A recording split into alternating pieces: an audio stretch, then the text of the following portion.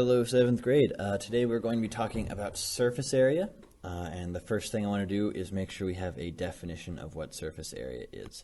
So our definition of surface area right here is the combined area of all surfaces of a solid. So we're going to be talking about solids, which again are going to be three-dimensional shapes, so like our cubes and our pyramids, things like that. And our surface area is going to be the combined area of all of the surfaces of that solid. And I know this is a really weird definition because our word here is surface area. And in our definition, we use the word area and the word surface, which makes it not entirely helpful, but I think it'll start to make a little more sense once we do a couple of practice problems. So our first practice problem, I want us to just find the surface area of a cube. So we're looking at a cube here and we're asking, how can I find the total surface area of this cube, the combined area of all surfaces of the cube? So looking at a cube, thinking about a die, because a die is a cube, we can think and say that our cube has 6 surfaces. As a total of 6 surfaces, I've got one right here, another on top, and then there's 3 in the back that we can't see. So this particular cube we're going to say is 3 inches by 3 inches by 3 inches. That last one go right here. 3 inches by 3 inches by 3 inches. We want to find the surface area of it. So we're just going to combine the area of all the surfaces of this solid. So let's just take a look at our first surface right here, which can be surface number 1. So this, I'm just going to take this down and look at it one surface at a time. And we know the dimensions here are 3 inches by 3 inches. So looking at this, we're thinking, I hope that we can find the area of a square. And the area of our square is just going to be length times width. So our area equals length times width. And our length is going to be right here with 3 inches. And our width is going to be right here also at 3 inches. So that ends up giving us 3 times 3, which is equal to 9 inches squared. So the area of one of our surfaces of our cube is 9 inches squared. The really nice thing about a cube is that all the surfaces are the same. So instead of, we could look at all 6 surfaces separately and figure out that they're all 9 inches squared, or we could just say there are 6 surfaces that each are 9 square inches of area. So what we're going to do is we're going to take our 6 surfaces, and they're each 9 inches squared. So to find the total, instead of doing 9 plus 9 plus 9 plus 9 plus 9 plus 9, because that would be obnoxious, we're just going to multiply. So we have 6 times 9, and that's going to give us 54 inches squared for our total surface area of this cube. That was a pretty easy problem. I want to show you guys a little bit of a harder one, and I'm going to draw the floor plan of a house. So what this house's floor plan looks like is kind of like this. There we go.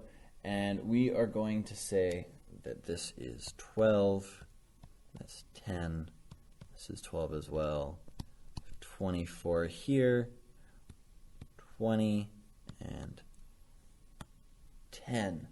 Very cool. So, if we're looking at this, this is going to be the floor plan of the house, and I'm also going to say that the house is 10 feet tall. So this right here is the floor plan of our house, and I want to know how much paint I'm going to need to paint it. So there's a lot of different ways I can do this, and one is to draw all the surfaces of the house. So I could start by saying I want to look at this wall here, and that wall, if I drew it, would be 24 feet by 10 feet. Let me try to get a little more area there. 24 feet by 10 feet. And I could find the surface area of that, which is 240. And I could repeat and do that for all of these walls until I had all of them, and then add those up, and that would be the area around the house. But that would take a really long time, and I like shortcuts. So what we're going to do instead, to find the lateral surface area, and we'll talk about what that means, lateral surface area, all we're going to do is we're going to take the perimeter and we're going to multiply by our height. So that is going to be equal to perimeter times height.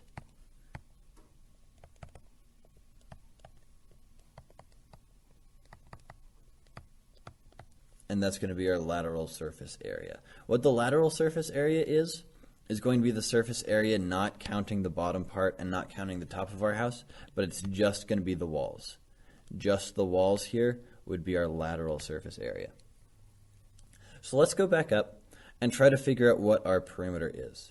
If we remember, our perimeter is the distance all the way around the house. So if we start right in this corner and I go on a quick little jog around the house, I'm wondering how far did I go?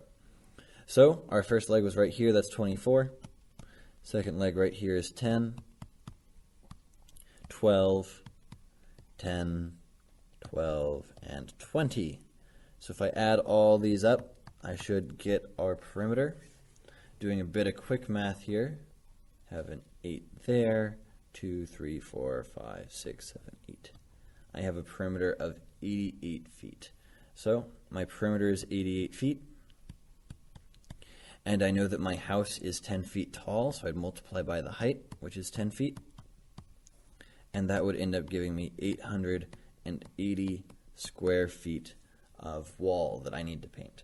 And I think that is a much nicer, easier way of doing it than trying to break it up into several walls. But that's just the lateral surface area. So like we talked about, that's just going to be the surface area of the walls, and we haven't found the surface area of the bottom or the top yet, which we would also need to do to find the surface area. So let's look at that.